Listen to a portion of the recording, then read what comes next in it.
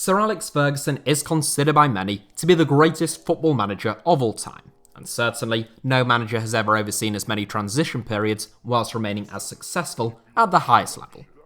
A large part of Fergie's success was some of the astute work that he carried out in the transfer market, whether that be with the signing of Eric Cantona, Peter Schmeichel, or Cristiano Ronaldo. In fact, at the start of this year, I made a video taking a look at Sir Alex's 7 best signings of all time, and I'll probably make the reverse of that as a follow-up at some stage as well.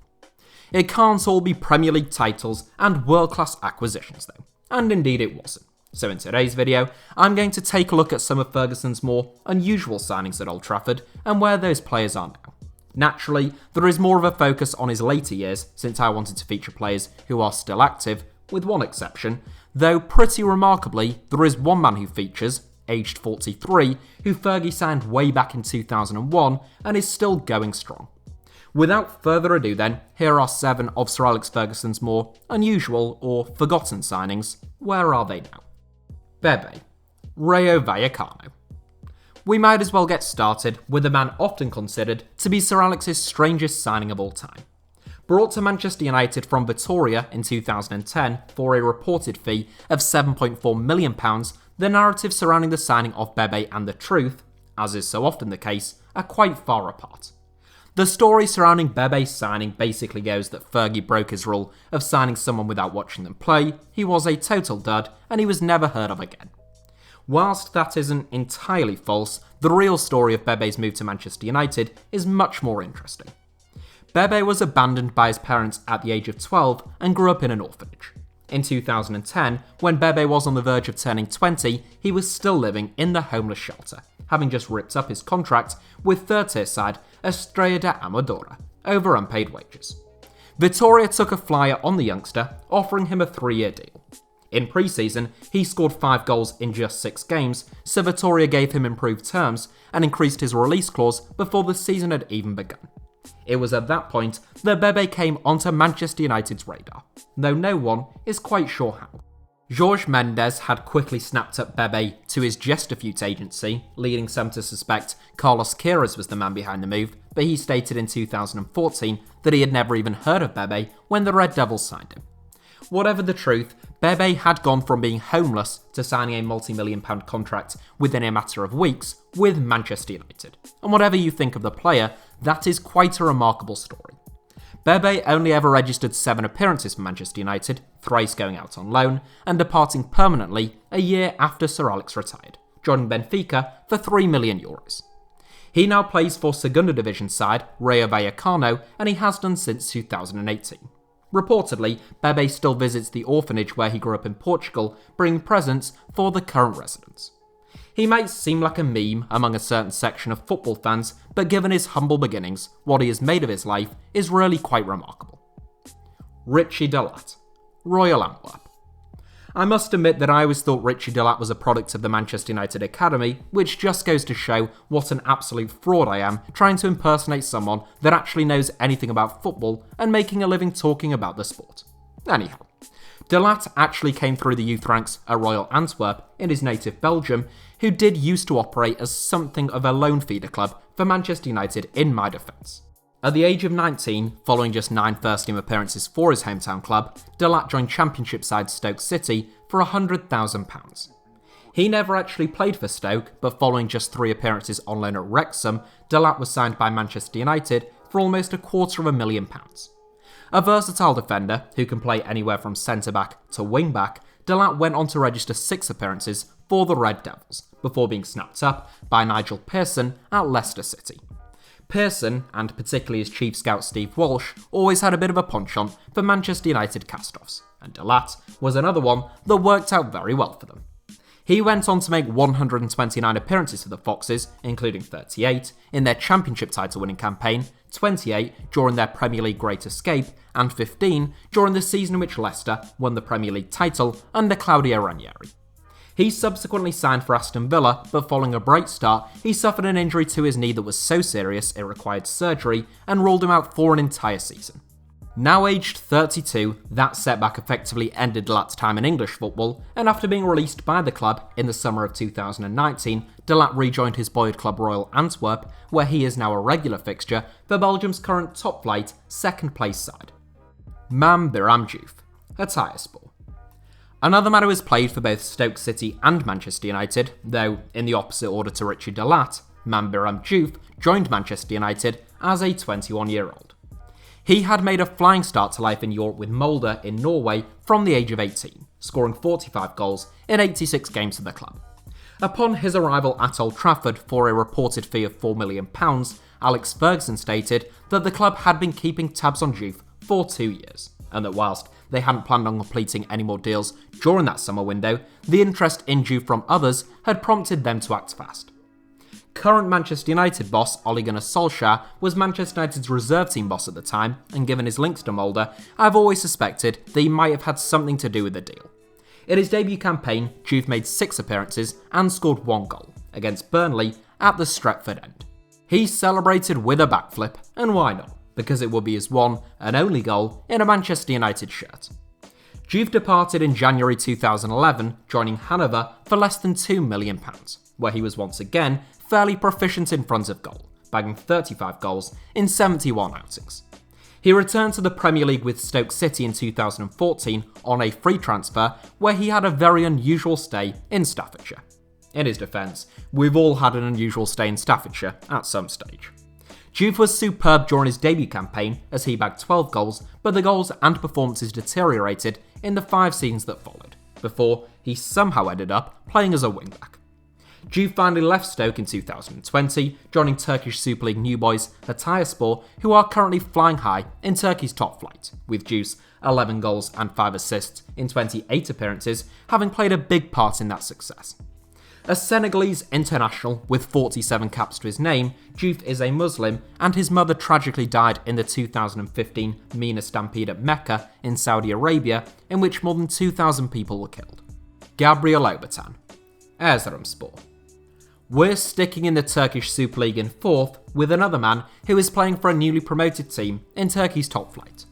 Gabriel Obertan played more games for Manchester United than anyone else in this 7 up to this point, as a fairly significant rotation option in Alex Ferguson's side for 2 seasons.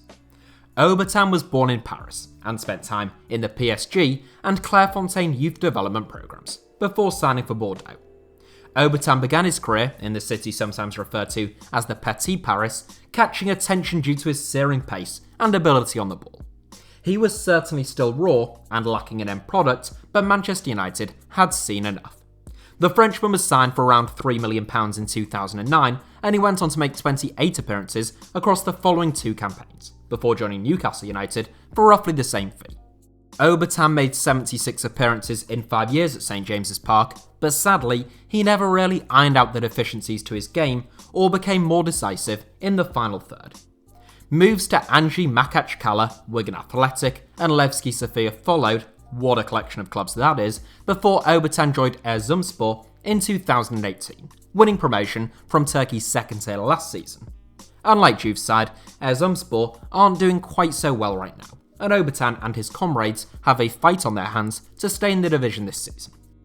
Roy Carroll, Dungannon Swifts.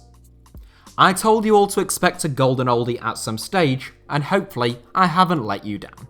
Unlike Roy Carroll, who did often let Manchester United down. I'm sorry, that was a bit harsh, and not really in keeping with the channel, especially when discussing a former Hull City man. My apologies, Roy, if you're watching.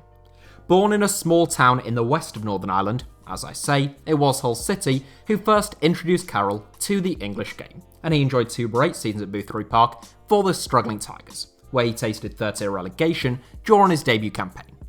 His fine form, relative to his age, prompted a club record £350,000 move to Wigan Athletic, where he won promotion to what is now the Championship and reached the playoffs. Manchester United came calling in the summer of 2001, the reigning Premier League champions no less, acquiring Carroll's services for £2.5 million. Over the next 4 seasons, Carroll made 72 appearances under Sir Alex Ferguson, occasionally threatening to establish himself as the club's number 1, before dropping an inevitable climber. Ironically, Carroll's most high-profile error probably didn't lead to a goal, or not officially at least. Many of you will recall that it was Carroll who spilt Pedro Mendes' long-range effort against Tottenham Hotspur, which he dropped miles over the line, but the linesman either didn't see it or didn't want to upset Sir Alex. Now aged 43, Carroll has since played for West Ham, Rangers, Derby County, Odense, IFI Crete, Olympiakos, Notts County, Linfield, and FC Midwell. That is 9 different clubs in 6 different countries, and Carroll just joined his 10th in 2021. A recovered alcoholic who won 45 caps over the course of 20 years for Northern Ireland, Carroll now plays for Dungannon Swifts, a semi-professional side who compete in the Danske Bank Premiership, where they are currently bottom of the league. Zoran Tosic, free agent. I can remember there being a fair bit of excitement when Manchester United signed Adam Ljajic and Zoran Tosic in January 2009, though only one of those deals actually went through. You can assume from Tosic's inclusion in this 7, even if you didn't know previously, that it was him. The Serbian duo's deals were both subject to work permits being granted, and whilst Tosic got the thumbs up, Ljajic was turned down. Of the two, it's Ljajic who has actually gone on to play at a high level, a club level at least, enjoying stints with Fiorentina, Roma, Inter Milan, and now Besiktas. Tosic joined Manchester United following his fine form for Partizan Belgrade, but he found the step up from life in Serbia to the Premier League to be pretty steep. He describes his early training sessions with the Manchester United first team as having been like playing a different sport, as players zipped the ball around at pace, and he felt sessions just pass him by. Tosic said it seemed as though no one ever lost the ball, except for him. Following 5 first-team appearances, he joined Cologne on loan in the Bundesliga, where he impressed once again. Upon his return, he expected more first-team opportunities, and upon learning that such opportunities wouldn't be forthcoming immediately, he told Sir Alex that he wanted to leave the club. In a recent interview, Tosic pondered how his career could have turned out had he bided his time and been more patient. We shall never know. In the real world, he signed for CSKA Moscow for £8.5 million, which was around £2 million more than Manchester United had paid for him. Tosic spent almost 7 seasons in the Russian capital before rejoining Partizan in 2017. In 2020, he obviously fancied one last payday, joining Taizhou Yuanda from Jiangsu in China's 2nd tier. However, in the recent Chinese Super League fallout that I covered in a critically acclaimed recent documentary, Taizhou Yuanda were liquidated, leaving Tosic currently without a club. Rodrigo Moraes, Ferroviaria Technical Director. Signed by Manchester United from Campeonato Brasileiro side International's Academy for £3 million as an 18-year-old, Rodrigo Moraes was snapped up by Fergie and his recruitment team before he had even registered his first-team debut. A gifted midfielder, Moraes was able to get a work permit despite not having represented Brazil at any youth level due to his father's Italian heritage, and in 2009 he made a solitary appearance for Italy at under-20 level. His Manchester United debut got off to a bit of a nightmare when he was the victim of a horror challenge from Middlesbrough captain Emmanuel Pogatetz in a League Cup tie, forcing him to be stretchered off whilst receiving oxygen. He made 7 more appearances for the Red Devils that season as Fergie's men won the Premier League title but were well beaten by Barcelona in the Champions League final. Moraes subsequently joined Braga on loan before returning to Brazil with Santos, where he spent 2 seasons. He subsequently became a bit of a journeyman, registering with almost as many clubs as he registered actual competitive appearances. Across the entire course of his career, Moraes only actually made 82 first-team appearances, which is pretty shocking. His last stint came with Ho Chi Minh City, in Vietnam's most populous city, in 2018, but he never played a game for the club. Having retired at the age of 29, Moraes, who's now 32, has been a technical director of Brazilian 4th-tier outfit Ferroviaria since 2019, according to his LinkedIn profile at least.